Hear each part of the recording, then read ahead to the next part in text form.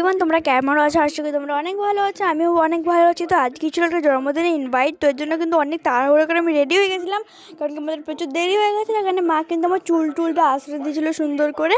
তো চলো গাইস এবার যাওয়া যাক। তো গাইস আমি কিন্তু একা আগে গেছিলাম, গিয়ে কেউই যায়নি ওই টাইমে, না বৌদি গেছিলো না আমার মা গেছিলো।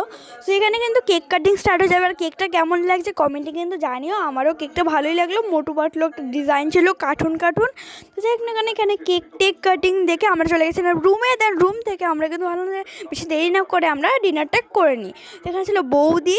সো কেমন লাগছে আমাকে আর বৌদিকে কমেন্টে জানিও। তো এখানে কিন্তু খেতে চলে এসেছিলাম। তো ফার্স্টেই দিয়ে দিয়েছিলো থালা গ্লাস, দেন তারপর কিন্তু দিয়ে দিয়েছিল চিকেন ভেজিটেবল, আর তারপরে কিন্তু একটা সস দিয়ে দিয়েছিলো ওর সঙ্গে, বাট আমার ওটা ওকে লেগেছিলো খেতে। তারপর ফ্রায়েড রাইস দিয়েছিল, মাংস কষা দিয়েছিল, দেন তারপর দিয়েছিলো স্যালাড, তারপরে কেকও দিয়েছিল।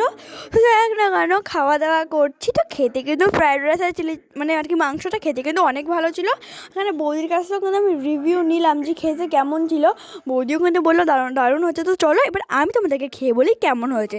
তো আমি যে খেয়ে দেখলাম যে সত্যি কথা বলতে অনেকই ভালো হয়েছিল রান্না। লাস্টে দিয়েছিল চাটনি পাঁপড়। তো বাই, দেখা হচ্ছে তোমার সঙ্গে পরের আরেকটা মিনি ব্লগে।